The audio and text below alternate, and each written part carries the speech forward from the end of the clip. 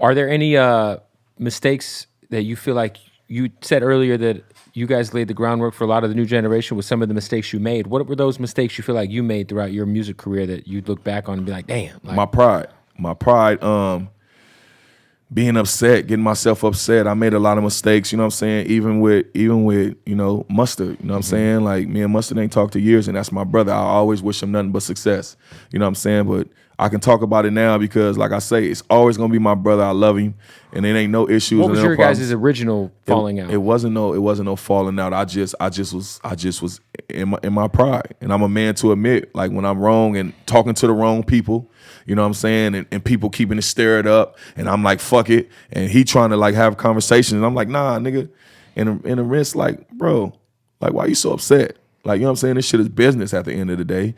Keep that shit going and keep that shit successful. And it fucked up a lot of relationships dealing with my pride. Dealing with pride and dealing with younger artists. Like, I had One Take Jay. Them was my guys. Them was around me. We played basketball for months and months at a time. And, Great guy. And dealing with my pride, like, he like, big bro, what should I do? I'm taking they want a meeting with me, and I'm like, nigga, you going beside me trying to do a meeting woo, and I just cut him off. And like shit like that, dealing with my pride is like fucked me up in a lot of situations where it's like, bro, why you so upset? Like, get it together. And now that I'm older, I can admit my faults and say, Joe Moses have made a lot of mistakes dealing with pride.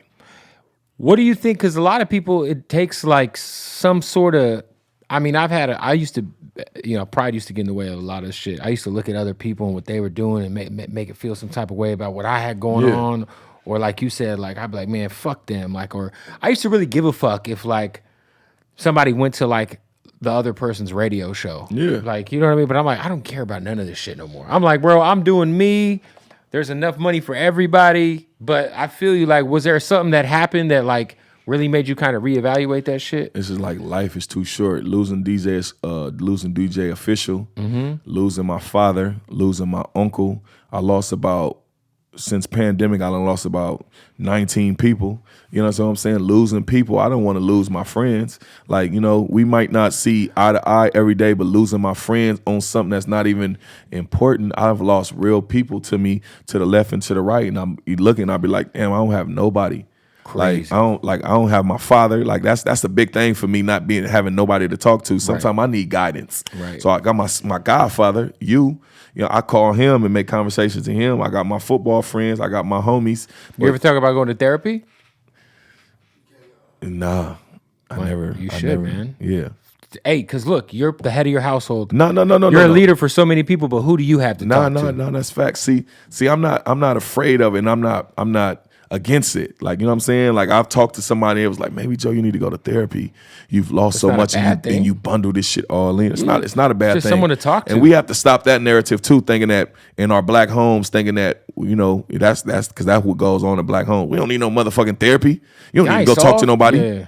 Ain't nothing wrong with your punk ass. Trust me, not just black homes. My white trash home as well. That's something that we go through. My motherfucking dad needs therapy. That motherfucker would never go though. Nah, I've got so much bottled in, bro, and people really don't understand. Like, I deal with a lot of issues and a lot of problems, and sometimes I look up and I don't have nobody to help me with nothing. Have you ever tried mushrooms? Nah. That shit might change your life. I might go shoot up, nigga. No. Don't listen to Cheeseburger. I might look at niggas as roaches. That's the misconception. Nope, that's not true. However you feel, it's therapeutic. It's therapeutic. They're pushing for psilocybin, which is the active ingredient in mushrooms. They're pushing for psilocybin therapy. Joe Biden's trying to get it legalized in the next 2 years. It's already legal in Portland. Like, in Portland, you go to psychiatrists and they'll put you, like, they'll give you psilocybin in a dose and then work with you through it's trust me, do some research. It's not, if you eat a ton of anything, you're gonna trip balls. But like, trust me, shrooms is the fucking future, man. I've been hearing it. It is the future. I've been in a gang of studio sessions with some big artists. And you saw Meek Mill just tweeted about it. Yeah, but I've been in some big producers and big artists with niggas like, hey y'all, let's get off these mushrooms and make these beats. And I'm like, fuck that. I ain't doing none of that shit. Because I fuck around and kill all you niggas in this motherfucker. I can't even control weed. But it's a little more controllable. Like, eating weed is dangerous. Yeah. If you eat weed too much, it's fucked. If you eat too much mushrooms, you're just gonna change your life in a positive way. You're gonna turn into Animaniacs. Don't listen to him. He has no idea what he's saying. He's a